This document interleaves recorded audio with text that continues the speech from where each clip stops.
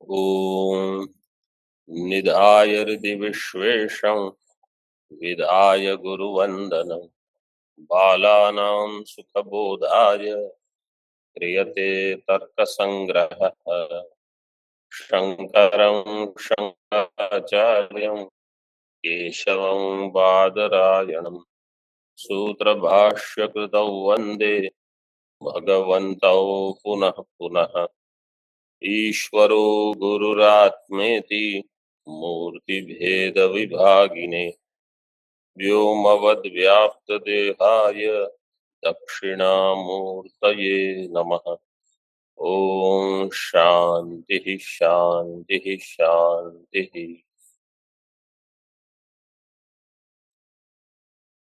किरणावली में 143 पृष्ठ पर कल हम देख रहे थे,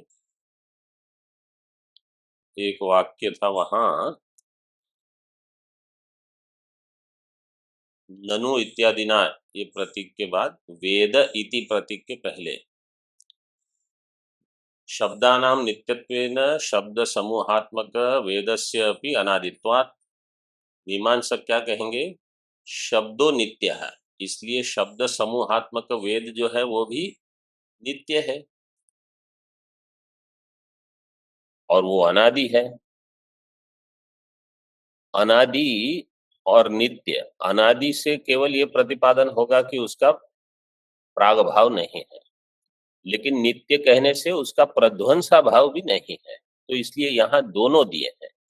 स्वध्वंस, स्व से ध्वंस, ध्वंस प्रतियोगी वर्ण वृत्ति जाति अवच्छिन्न, ध्वंस प्रतियोगी वर्ण, ध्वंस का प्रतियोगी ऐसा वर्ण जो है, मतलब अगर है तो वर्ण वृत्ति, वर्ण में रहने वाली जाति, वर्ण वृत्ति जाति मतलब वर्ण में रहेगी जो जाति, वर्णत्व जाति, तद अवच्छिन्न प्रतियोगिता का ध्वंस व्यापक, मतलब जिसका ध्वंस हो उसका व्यापक प्रागभाव अप्रतियोगी। मतलब ऐसा बताया है कि वृत्ति, वर्ण वृत्ति जाति अवच्छिन्न होगा वर्ण, वर्णत्व जाति से अवच्छिन्न होगा वर्ण, तत्प्रतियोगिता का ध्वंस व्यापक, तत्प्रतियोगिता का ध्वंस व्यापक का अर्थ है कि ऐसी प्रतियोगिता वाला ध्वंस उसका व्यापक प्रागभाव, उसका अप्रतियोगी, मतलब जिसका ध्वंस भी नहीं है और जिसका प्रागभाव भी नहीं है, इसलिए वो नित्य है। प्रागभाव अप्रतियोगित्वात् वेदे ईश्वर उच्चरितत्वम असिद्धम। जो नित्य है उसको ईश्वर उच्चरितत्व की आवश्यकता नहीं है। ये एक हो गया।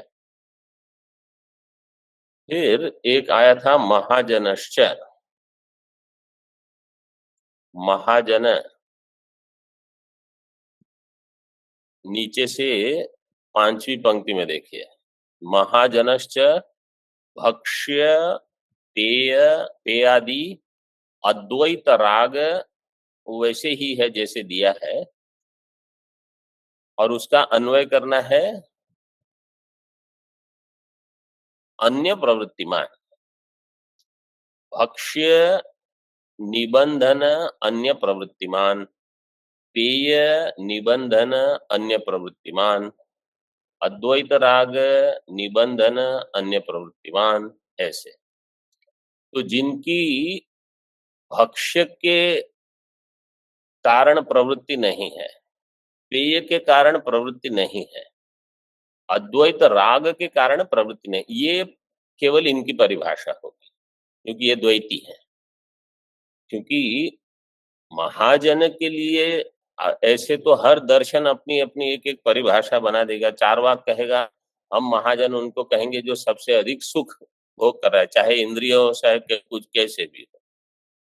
तो ये उनकी परिभाषा में है। जीविका निबंधन अन्य प्रवृत्तिमान, जीविका का अर्थ है कि कुछ जीवन का साधन जुटाने में ही जो लगे हैं, ऐसे उनको महाजन नहीं कहते हैं। कुतर्क करेंगे, कुतर्क निबंधन अन्य प्रवृत्तिमान, मतलब कुतर्क का जहां अभाव है। अभ्यास, कुतर्क का अभ्यास एक ले सकते हो। व्यग्रता, व्यग्रता के कारण जिसकी प्रवृत्ति नहीं होती। अभिसंधि का अर्थ है जोड़ तोड़ करते रहना, इनको इनको उनको मिलो, ये करो वो करो। पाषंड का अर्थ है वेद का खंडन, जो वेद का खंडन नहीं करेंगे वो महाजन। संसर्ग का अर्थ है आसक्ति, विषयासक्ति इत्यादि। प्रतारण, प्रतारण का अर्थ है वंचना, प्रतारण का अर्थ वंचना दिया है, मतलब छल करना। तो इन सब से जिसकी प्रवृत्ति नहीं है वो महाजन है, ऐसा यहाँ का। प्रतारणादि निबंध, निबंध का अर्थ है मूल कारण। इन सबको कारण मानकर उनसे, मतलब ऐसे कारण वाली प्रवृत्ति जिसकी न हो, ऐसे कारण से भिन्न जिसकी प्रवृत्ति हो, मतलब भोजन के कारण ही प्रवृत्ति अथवा कोई पेय विशेष उसके कारण प्रवृत्ति, ऐसे न हो। प्रतारणादि निबंधन अन्य प्रवृत्ति। लेकिन ये महाजन की परिभाषा अन्य अन्य ग्रंथों में भी दी है अपने दर्शन के हिसाब से। अगले पृष्ठ पर देखिए हम, तो जो मीमांसकों ने अनुमान किया था, मीमांसकों ने प्रतिपादन किया था कि वेद नित्य है, और उसमें नैयायिकों ने अनुमान दिया कि वेद पौरुषेय है वाक्य समूहत्वात् भारतादिवत्। इसमें उपाधि क्या दी है? स्मर्यमाणत्व, स्मर्यमाण कर्तृकत्व, स्मर्यमाण कर्तृकत्वम। देखो प्रथम पंक्ति में हमने कल देखा था, भारतादौ पौरुषेयत्वस्य निश्चयात्, यत्र यत्र भारतादौ पौरुषेयत्वम तत्र तत्र स्मर्यमाण कर्तृकत्वम अस्ति। महाभारत आदि में पौरुषेयत्व है, स्मर्यमाण कर्तृकत्व भी है, इसलिए साध्य व्यापकत्व हो गया। और साधना व्यापकत्वम, यत्र यत्र वेदे वाक्य समूहत्वम, वेद में वाक्य समूहत्व है, तत्र तत्र न स्मर्यमाण कर्तृकत्वम इति साधन अव्यापकत्वम। तो सिद्धांती मतलब मीमांसक के मत में ये उपाधि हो जाएगी, क्योंकि मीमांसक कहते हैं कि वेद में वाक्य समूहत्व है लेकिन वहां स्मर्यमाण कर्तृकत्व नहीं है। किसी ने अपनी बुद्धि में विचार करके चलो ये मंत्र लिखते हैं, फिर ये ऐसे क्रम बनाएंगे, ऐसा कुछ नहीं है वहां।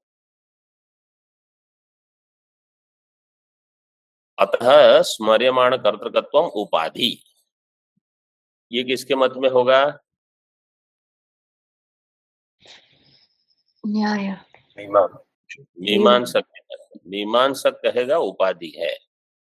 उपाधिना हेतु, जो सोपाधिक हेतु होगा तो क्या होगा? उपाधिना हेतु स्वव्यभिचारेण साध्य व्यभिचार अनुमानम उद्भाव्यते। उपाधि वाले हेतु के द्वारा व्यभिचार होने से साध्य व्यभिचार अनुमानम उद्भाव्यते। यथा, अभी उसी को अनुमान के रूप में बताते हैं। वाक्य समूहत्वम पौरुषेयत्व व्यभिचारी, पौरुषेयत्व व्यापक स्मर्यमाण कर्तृकत्व व्यभिचारित्वात्।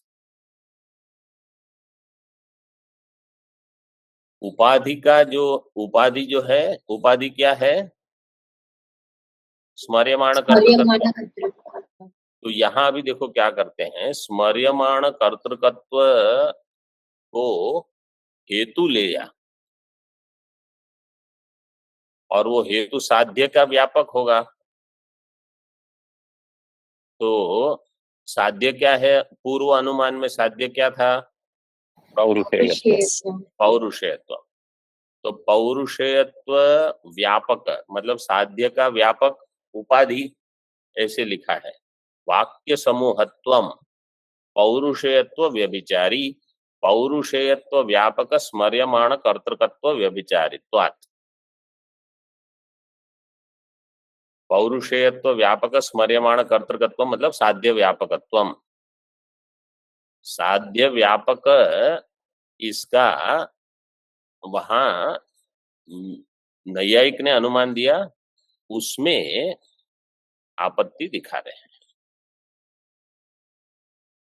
तो सोपाधिक हेतु है, सोपाधिक होने से वहां हेतु व्यभिचारी होगा।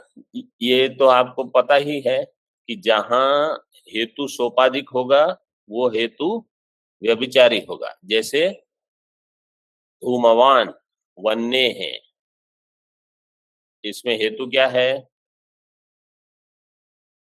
वन्नी वन्नी, वन्नी हेतु है।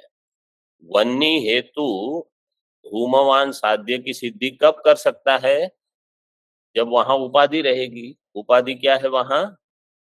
आर्द्र ईंधन संयोग। ईंधन संयोग। आर्द्र ईंधन संयोग होगा तो वन्नी हेतु से धूम साध्य की सिद्धि होगी। लेकिन वन्नी हेतु धूम साध्य की सिद्धि जो कर रहा है उसका व्यभिचार आपको कहाँ दिखेगा? अयोगोलक में। अयोगोलक में वन्नी हेतु धूम साध्य की सिद्धि नहीं कर सकता।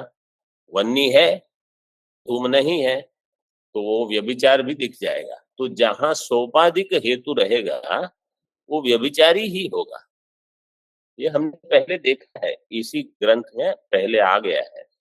जब विस्तार से सारे हेतुआभास का वर्णन हम कर रहे थे, उसको जरा एक बार फिर से देख लेना।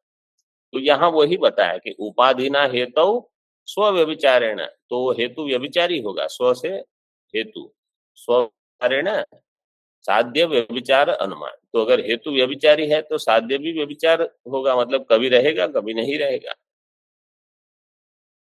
इसलिए दे दिया वाक्य समूहत्व पौरुषेयत्व व्यभिचारी। वाक्य समूहत्व जो है वो पौरुषेयत्व का व्यभिचारी है।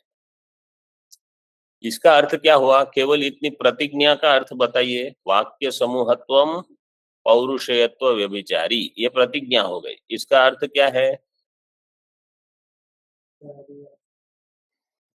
वाक्य अपौरुषेय भी हो सकता है। हाँ, ये स्पष्ट छोटा। जो वाक्य समूह होगा वो पौरुषेय ही वो आवश्यक नहीं है, अपौरुषेय भी हो सकता है। ये क्यों? क्योंकि देखो पूर्व पृष्ठ पर इन्होंने क्या कहा नैयायिकों ने? वेदः पौरुषेयः वाक्य समूहत्वात्। वेदः पौरुषेयः वाक्य समूहत्वात्। मीमांसक क्या कह रहे हैं? वो जो वाक्य समूह हेतु है वो व्यभिचारी है। मतलब जो वाक्य समूह है वो पौरुषेय ही हो ये आवश्यक नहीं है। आप जबरदस्ती मान रहे हो कि अगर वाक्य समूह है तो पौरुषेय ही होगा, पुरुष की ही रचना होगी, इसलिए वेद भी पौरुष है। ऐसी व्याप्ति है ही नहीं। ये समझ में आ गया सबको? हाँ, ऑनलाइन वाले जी समझ। जी स्वामी। वाक्य समूहत्व पौरुषेयत्व व्यभिचारी, पौरुषेयत्व व्यापक स्मर्यमाण कर्तृकत्व व्यभिचारित्वात्। तथा च कथम वेदः पौरुषेय इत्यादि अनुमानम साध्य साधकम भवेत् इति आशंकार्थः। ऐसा होने पर, तथा च का अर्थ है ऐसा होने पर, कैसे वेदः पौरुषेय ये अनुमान साध्य की सिद्धि करेगा? क्योंकि जो हेतु आपने दिया वाक्य समूहत्व, वो वाक्य समूहत्व तो अपौरुषेय के लिए भी हो सकता है, ये शंका है। अब ये उत्तर दे रहे हैं, उत्तरम तु। उत्तर कौन देगा? नहीं, न च अत्र स्मर्यमाण कर्तृकत्वम उपाधिर आशंकनीय। बोले यहाँ उपाधि नहीं है स्मर्यमाण कर्तृकत्व। साधना व्यापकत्व विरहात, क्योंकि साध्य व्यापकत्व तो है लेकिन साधना व्यापकत्व नहीं है। क्यों नहीं है? साधना व्यापकत्व नहीं है, इसका अर्थ क्या है कि जो स्मर्यमाण कर्तृकत्व है, जहां जहां वाक्य समूह है उनके मत में स्मर्यमाण कर्तृकत्व से ही है। सकर्तृकत्व स्मरणेन साधन व्यापकत्वात्। इनके मत में ऐसा है। देखिए, यतो गौतमादि महर्षिभिः स्वशिष्यान् प्रति वेदकर्ता ईश्वरः इति उपदेशात्। गौतम आदि महर्षि जो न्याय के प्रणेता हैं, इनके द्वारा अपने शिष्यों को वेदकर्ता ईश्वरः इस प्रकार से उपदेश दिया गया है। ऐसा होने पर तत्शिष्य परंपराया वेदे ईश्वर कर्तृकत्वम सिद्ध्यति। तो अब जो आचार्य उनकी परंपरा में है, उन सबकी ये समझ है कि ईश्वर जो है वो वेद का कर्ता है, तो वहां स्मर्यमाण कर्तृकत्व वेद में भी है। शिष्य परंपराया वेदे ईश्वर कर्तृकत्वम सिद्ध्यति, वेद में ईश्वर कर्तृकत्व सिद्ध होगा। इति वेदे अपि स्मर्यमाण कर्तृकत्व सत्वेन, वेद में स्मर्यमाण कर्तृकत्व है। स्मर्यमाण कर्तृकत्व है का अर्थ क्या है? वेद भी ईश्वर ने स्मरण करके बनाया है। अब वो क्या कैसे बताएंगे इसको? जैसे पूर्व कल्प में जो था, ईश्वर ने उसकी स्मृति की, और फिर इस कल्प में वेद को अभिव्यक्त किया, तो वहां स्मृति है कि किसी प्रकार से स्मृति आप मान लोगे। उन्होंने ऐसे स्वीकार किया है, इसलिए पौरुषेयत्व है। लेकिन वहां पुरुष से कोई जीव को नहीं लेना, सर्वज्ञ ईश्वर को लेना है, ऐसे मानते हैं। तो सारे शिष्य अभी वही परंपरा चलाएंगे, वेद कर्ता ईश्वर है, वेदे ईश्वर कर्तृकत्वम सिद्ध्यति इति वेदे अपि स्मर्यमाण कर्तृकत्वेन साधन व्यापकत्वम। तो साधन व्यापकत्व हो गया। साधन है वाक्य समूह, और वाक्य समूह में स्मर्यमाण कर्तृकत्व आ जाएगा। कोई भी वाक्य, उनकी समझ ये हो गई, जो भी वाक्य समूह होगा वो स्मर्यमाण कर्तृकत्व से व्यापक होगा, इसलिए उपाधि नहीं बनेगी। तत्र उपलब्धम साधन व्यापकत्वम उपलब्धम न तो साधना व्यापकत्वम। साधन का वो अव्यापक नहीं है, साधन का व्यापक हो जाएगी। साधन का व्यापक कौन होगी? तो कौन होगा? चलो देखो, इसको परिभाषा को फिर से ध्यान में रखो। उपाधि की परिभाषा क्या है? साध्य व्यापकत्वे सति साधना अव्यापकत्वम। अब नैयायिक क्या बता रहे हैं कि वो साधन अव्यापक नहीं है, साधन व्यापक है। ठीक है, तो साधन व्यापक कौन हुआ? ईश्वर। अरे मीमांसक नहीं, उपाधि। उपाधि उपाधि उपाधि साधन की व्यापक हो गई, उपाधि साधन की अव्यापक होनी चाहिए। जो साधन का अव्यापक होगा वो उपाधि बनेगी, जो साध्य का व्यापक होगा, साधन का अव्यापक होगा, वो क्या होगा? उपाधि। लेकिन न्याय वालों ने क्या सिद्ध किया कि वो साध्य की व्यापक तो है, लेकिन साधन की अव्यापक नहीं है, साधन की व्यापक है। साधन की व्यापक क्या हुई? स्मर्यमाण कर्तृकत्वम उपाधि। उपाधि शब्द संस्कृत में पुल्लिंग में चलता है, लेकिन हिंदी में स्त्रीलिंग में चलेगा। इसलिए मैंने पूछा उपाधि मतलब क्या हुई, क्या हुआ, जो भी आप जैसे भी समझ सकते हो। तथा च स्मर्यमाण कर्तृकत्वम उपाधिरेव न भवति इति भावः। तो साधन की व्यापक हो गई, तो साधना व्यापकत्व वहां लक्षण में जो है वो नहीं घटा, साधना व्यापकत्व नहीं घटा तो उपाधि नहीं हुई। ठीक है, और भी कुछ बताते हैं। वेदस्य ईश्वर कर्तृकत्वे आगम प्रमाणम आह। वेद ईश्वर कर्तृक है, उसमें आगम प्रमाण क्या है? देखो दीपिका में दिया है, तस्मात् तपस्तेपानात् त्रयो वेदा अजायन्त इति श्रुतेः। तपस्तेपानात्, तेपानात् देखो नीचे टीका में, ये कहाँ की श्रुति है? कोई प्रसिद्ध तो नहीं है, और यही न्याय वाले करेंगे, कुछ ऐसी जगह से लेके आएंगे जहां शंकर भाष्य नहीं मिलेगा आपको, वो फिर प्रमाण बन जाएगी ना उनके लिए। वे टीका में देखिए किरणावली में, तपस्तेपानात्, इसमें इन्होंने धातु दी है तप आलोचने इति धातोर लिटि एत्व अभ्यास लोपयोः शानच तथा च आलोचनशालीनः इत्यर्थः। तपः तेपानात्, इसका अर्थ क्या है? तप की आलोचनम शीलम यस्य सह आलोचनशालीन। लेकिन तप आलोचने धातु तो धातु कोश में नहीं है, धातु कोश में है तपः संतापे, तपः ऐश्वर्य और तपः दाहे, ये 3 धातु है। आलोचन तो शम में दिया है, वो तो हमको नहीं चाहिए, तो आप संतापे ले सकते हो। आलोचन में, क्योंकि जब संताप होता है वहां भी आलोचन होता है।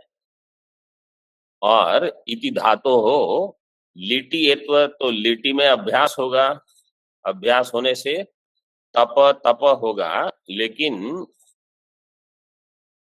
एक सूत्र है अत एक हल मध्य अनादेशादेर लिटि, इसका नाम संख्या लिख लो 64120। अत एक हल मध्य अनादेशादेर लिटि 64120।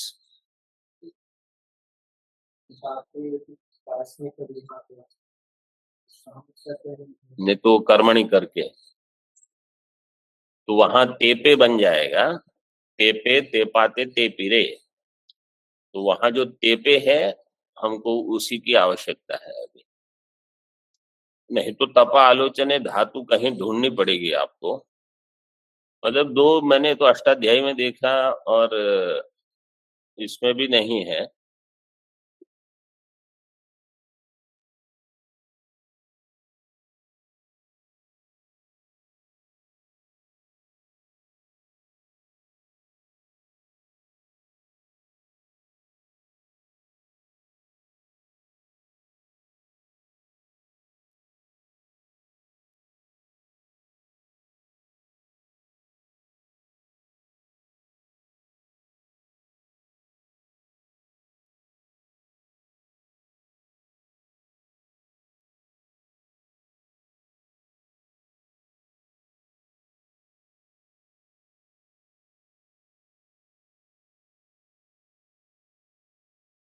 इसलिए कहा अभ्यास लोपयो हो, एत्व और अभ्यास लोपयो हो। फिर शानच, तो शानच करके फिर पंचमी विभक्ति की लगाई है, इससे तेपानात, जैसे तस्मात तेपानात, जैसे रामात।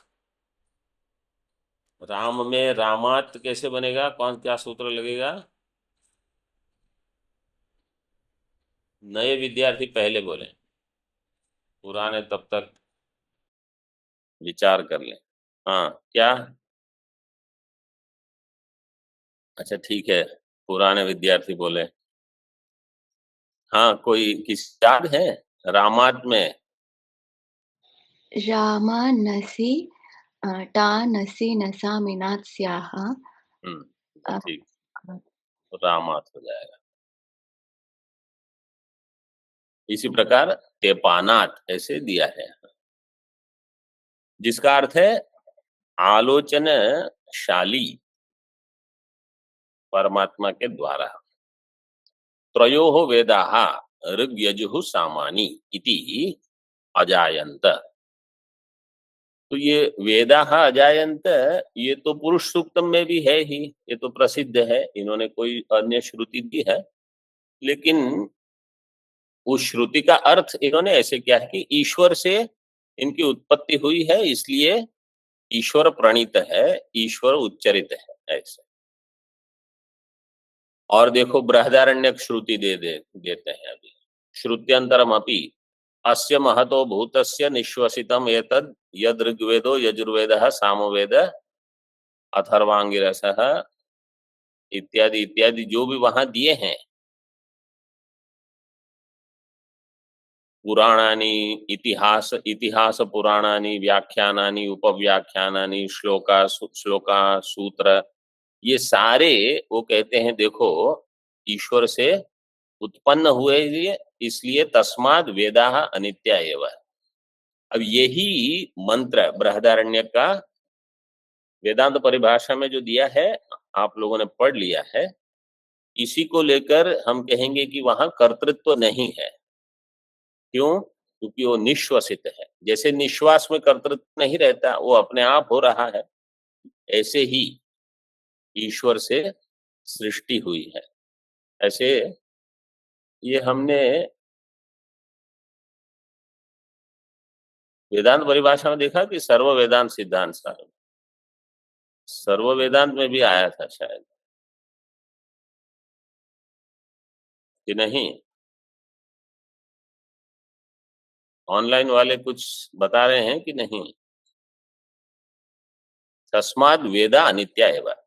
शब्द नित्यत्ववादी मीमांसक पुनः शंकते। अब मीमांसक फिर से शंका कर। आप लोगों को सुनाई दे रहा है कि नहीं ऑनलाइन वाले? यस स्वामी जी। ननु वर्णा, दीपिका में देखिए, ननु वर्णा नित्याः स एव अयं गकारः इति प्रत्यभिज्ञाबलात्। सह एव अयं गकारः, पहले किसी ने ग उच्चारण किया, अभी भी ग उच्चारण हो रहा है, तो ये वही गकार है। ये प्रत्यभिज्ञा बल से वर्ण नित्य है। तथा च कथम वेदस्य अनित्यत्वम इति चेत्, टीका में देखिए, तत्र प्रमाणम उपन्यस्यति स एव अयं गकार इति। अत्र एतत् कालिकत्व उपलक्षित गकारे पूर्वकालिकत्व उपलक्षित गकारात् गकार अभेदो भासते। इस काल में जो गकार उच्चारण हुआ है, पूर्व काल में जो गकार उच्चारण हुआ है, उसमें अभेद का ज्ञान होता है। सच अभेदो वर्णानाम अनित्यत्वे न संभवति। अगर वर्ण अनित्य होगा तो ये वही गकार है, ऐसा भान की कैसे होगा? पूर्वकालीनस्य नष्टत्वात् एतत्कालीनस्य च अपूर्वत्वात्। पूर्वकालीन जो गकार है वो नष्ट हो गया, एतत्कालीन जो है वो अपूर्व है, वो अभी हुआ है। तथा च वर्ण समूह, देखो ये पंक्ति सुंदर है। वर्ण समूह है शब्द, शब्द समूहो वाक्य, वाक्य समूह से वेद। वर्ण का समूह है शब्द, शब्द का समूह है वाक्य, वाक्य का समूह है वेद। तो अगर वर्ण नित्य है तो शब्द भी नित्य होगा, शब्द नित्य होने से वाक्य नित्य होगा, वाक्य नित्य होने से वेद नित्य होगा। तो कथम तस्य अनित्यत्वम संभवेत न कश्चिदपि इति शंकार्थः। तो वेद अनित्य कैसे होगा? उत्तरयति, उसका उत्तर दे रहे हैं। न, दीपिका में, उत्पन्नो गकारो नष्टो गकारः इत्यादि प्रतिज्ञा वर्णानाम अनित्यत्वात् सोयं गकार इति प्रत्यभिज्ञायाः सेयं दीपज्वाला इति वत् साजात्य आलंबनत्वात्। हम ये वाक्य प्रयोग भी करते हैं, उत्पन्नो गकार है, अभी गकार उत्पन्न हुआ, अब नष्ट हो गया। जैसे किसी ने उच्चारण किया ग अथवा गणेश, गणपति, तो ग उत्पन्न हुआ, नष्ट हो गया। फिर गणपति में फिर से ग आया, फिर से नष्ट हो गया। तो पूर्व पक्षी कहेगा, मतलब मीमांसक पूछेंगे कि अच्छा तो प्रत्यभिज्ञा क्यों होती है? बोले वैसे ही है जैसे यथा दीप कलिका, वो दीप ज्वाला चल रही है, आपको लग रहा है वही है, लेकिन वो है नहीं, बदल रही है। उसमें साजात्य है, साजात्य आलम्बनत्वात्।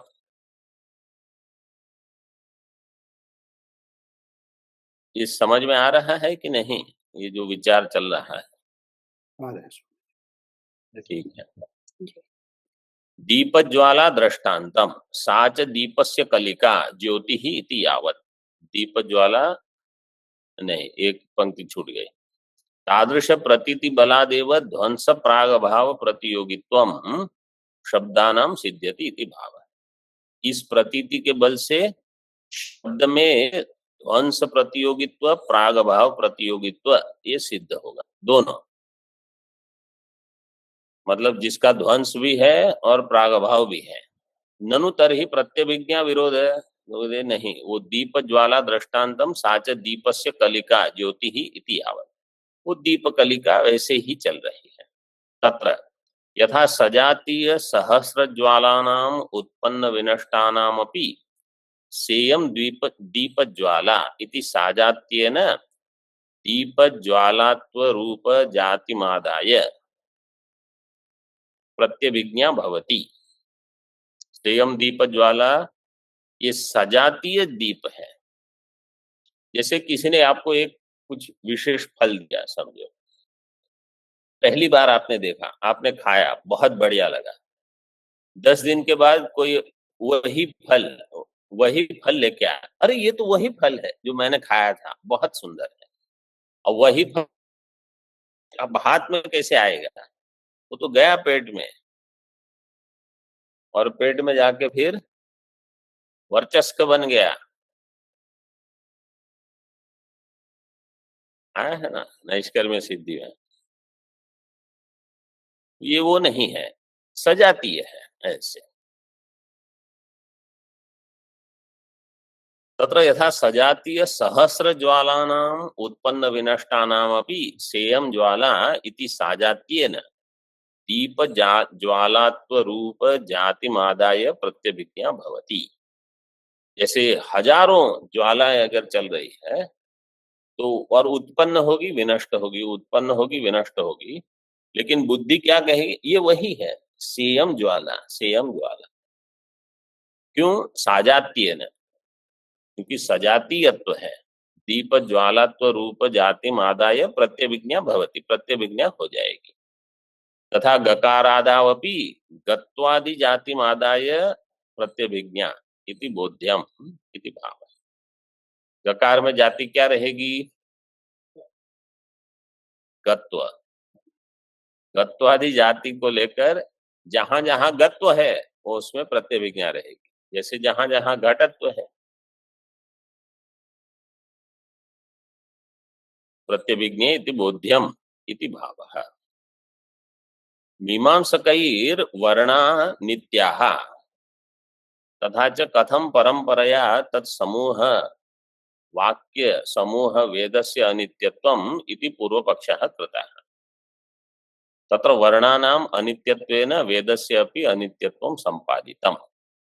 मीमांसकों ने क्या कहा? वर्ण नित्य है इसलिए शब्द नित्य है, इसलिए वाक्य नित्य है, इसलिए वेद नित्य है। तो नैयायिकों ने क्या सिद्ध किया? वर्ण अनित्य है इसलिए शब्द अनित्य, वाक्य अनित्य, वेद अनित्य। इस प्रकार संपादन हो गया। इदानीं तैर वर्णानाम नित्यता अंगीकारे अपि तैहि कैहि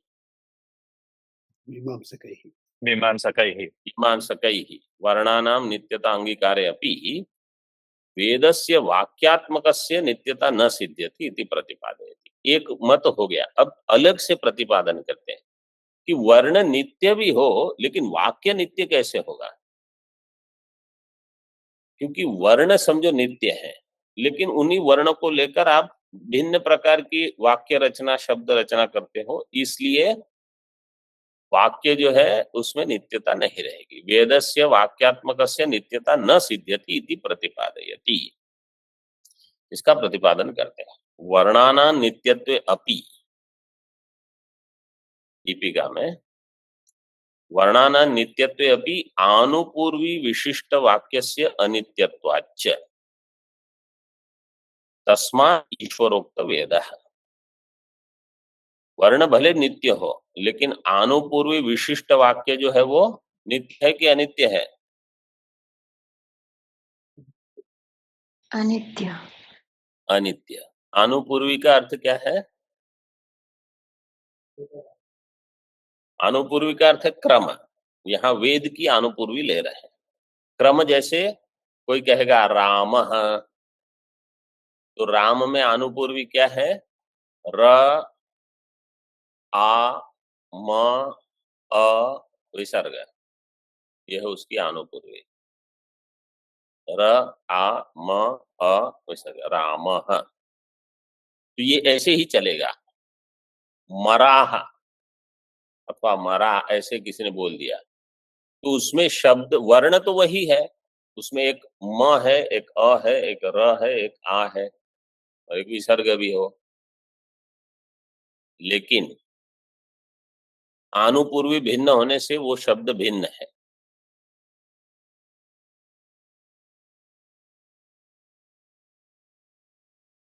आनु आनुपूर्वी देखो दिया है, आनुपूर्वी अग्निमीड़े इत्यादौ आकार अव्यवहित उत्तर गकार अव्यवहित उत्तर नकार अव्यवहित उत्तर एकार अव्यवहित उत्तर मकार अव्यवहित उत्तर एकार अव्यवहित उत्तर लकार अव्यवहित उत्तर एकारत्व रूपा, इसको कहेंगे आनुपूर्वी।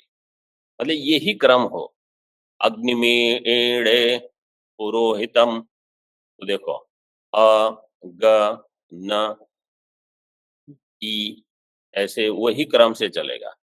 म ई और मिले दिया है इन्होंने, लकार नहीं ओड़कार चाहिए वहां।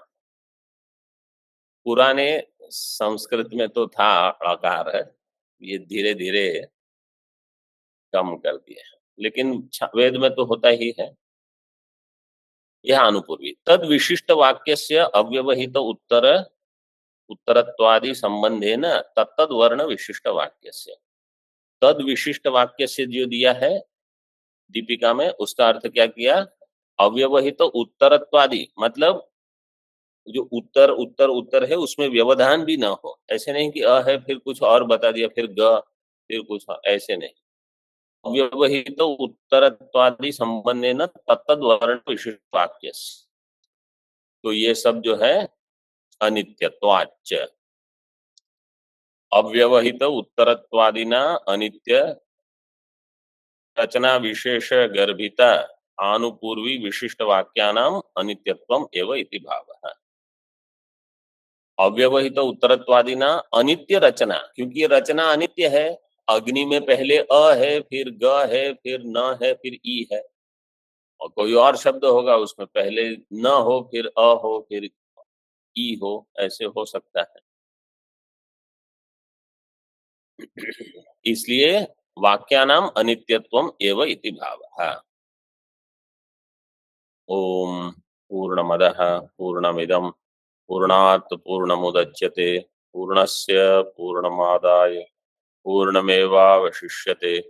ओम शांति शांति शांति।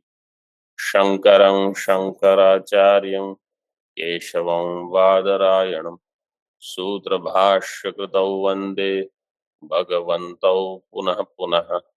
ईश्वरो गुरुरात्मेति मूर्तिभेद विभागिने व्योमवद्व्याप्तदेहाय दक्षिणामूर्तये नमः। ओम शांति शांति शांति।